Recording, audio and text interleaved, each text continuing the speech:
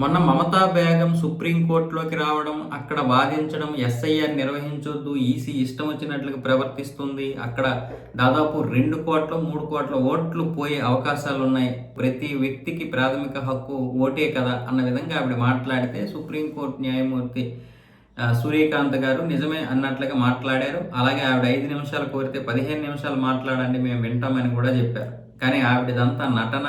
ఆవిడ ఈ దేశాన్ని ఏ విధంగా సర్వనాశనం చేసిందో, రోహింగ్యాలతో అక్కడ ఎన్ని దౌర్జన్యాలు చేస్తుందో ఎవరికి తెలియదు. ఇంతకుముందు న్యాయమూర్తులు కాదు కదా సూర్యకాంత్ గారు. ఆయనకి రాజ్యాంగం గురించి తెలుసు, ఈ దేశ పరిస్థితుల గురించి తెలుసు. అందుకే ఆయన రాజ్యాంగబద్ధమైనటువంటి తీర్పులతో పాటు ఇప్పుడు దేశంలో జరుగుతున్నటువంటి పరిణామాలు గమనించి కూడా తీర్పులు ఇస్తున్నారు. అందుకే ఇప్పుడు అక్కడ ఈసీకి 1 వారం రోజులు గడువు పొడిగించడమే కాకుండా అక్కడ ఈసీకి ఎవరు కూడా ఆటంకాలు కలిగించొద్దు అని పశ్చిమ బెంగాల్ రాష్ట్ర ప్రభుత్వాన్ని గట్టిగానే హెచ్చరించడం జరిగింది.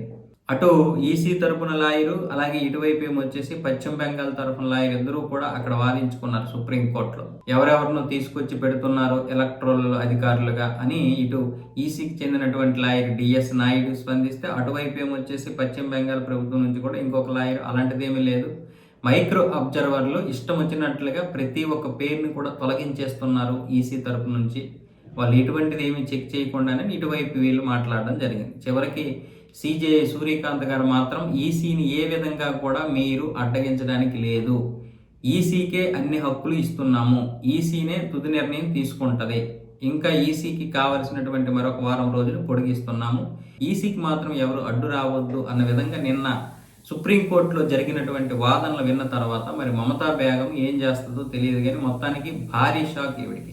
ఈవిడ గోటం దిగింది, మామూలుగా కాదు. సూర్యకాంత్ గారు గట్టి గోటమే దింపారు. ఆ రోజు నటన, రోహింగ్యాల గురించి ఈవిడ తపన ఎవరికి తెలియదు.